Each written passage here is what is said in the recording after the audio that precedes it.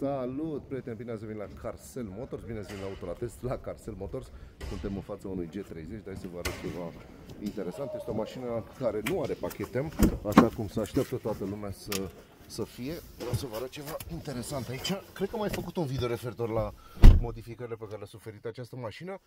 În primul rând avem schimbătorul, bine, să dăm niște cablu la o parte, avem schimbătorul cristal, da? Pachet M, scrie un M integrat în el. Avem butonul de la volum. Bine, ăsta nu are butonul de la volum, dar are joystick-ul ăsta. Are joystick-ul de la iDrive, foarte, foarte mișto, cu cristal, apeși pe el, intri în aplicații, backfall este complet funcțional. Un body kit, bă, și merge foarte mișto, adică mă așteptam să meargă un pic mai lent, dar hai să dăm volumul de radio mai încet. Mașina are 153.000 de kilometri. Atenție, este un kit pe care îl oferă specialistul Carcel Motors. Deci vii aici, pur și simplu suni la numărul de telefon în partea de jos a videoului, da? Și le spui, bă, am și eu un BMW și aș vrea să-i pun kitul de interior cristal, da? Și acolo primești, evident, schimbătorul ăsta în funcție de model, atenție, în funcție de model, PRND plus minus, joystick-ul de la iDrive, da? De generație nouă, adică complet diferit față de cel din fabrică, ca de altfel și schimbătorul, și unele dintre ele mai primești și butonul de la volumul de la radio. Se pare că ăsta nu l-a primit sau nu dau eu seama, dar unele au și butonul ăla.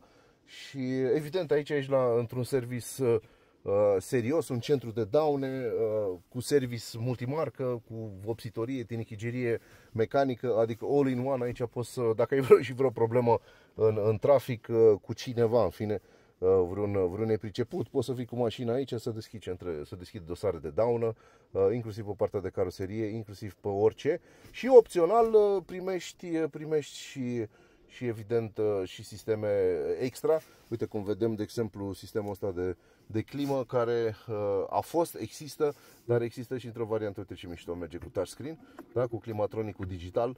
Nu știu dacă mașina de fabrică a avut acest sistem, dar pur și simplu poți să faci absolut orice. Știți, toate sunt plug and play, le scoți, le bagi, inclusiv schimbătorul, dar atenție, contează mult ce schimbător pui și de la ce firmă și de unde, că acum toată lumea montează sisteme din astea să spară mașinile cât mai moderne, dar din păcate nu sunt cea mai bună soluție. Plus niște tablete mult mai mari față de cele de fabrică.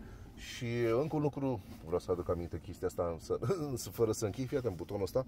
Deci toată lumea să chine, bine, cel puțin chinezii, mărcile chineze să chine să facă 750.000 de butonele, inclusiv 700 de meniuri ca să închizi, cum se cheamă, ca să închizi sistemele de collision. Fii atent ce facem aici. Off. Asta a fost tot, da? BMW-ul chiar și acum 10 ani de zile avea, bine, chiar și acum 15 ani de zile avea butonul ăsta, ținea apăsat lung pe ele și erau toate off, da? Și apoi și odată pe ele se activează. Un lucru senzațional pentru o mașină care cel puțin acum ne omoară cu ADAS-urile. Deci dacă vrei să faci niște modificări serioase pe mașina personală și de tipul BMW cu interioare vrei să-ți faci un upgrade la interior, nu, și butonul s-a schimbat, dacă nu mă înșel, da, butonul de stop and start este cu cristal, uite acum l-am văzut. Inclusiv chestia asta, da, ne trebuie cheia, bine, cheia este lângă noi, dar este irelevant că nu are rost să cheia este aici. Deci inclusiv butonul ăla se schimbă și o soluție care nu durează foarte, foarte mult, pentru că ești într-o zonă unde se întâmplă foarte multe modificări din astea zi de zi. Mulțumim!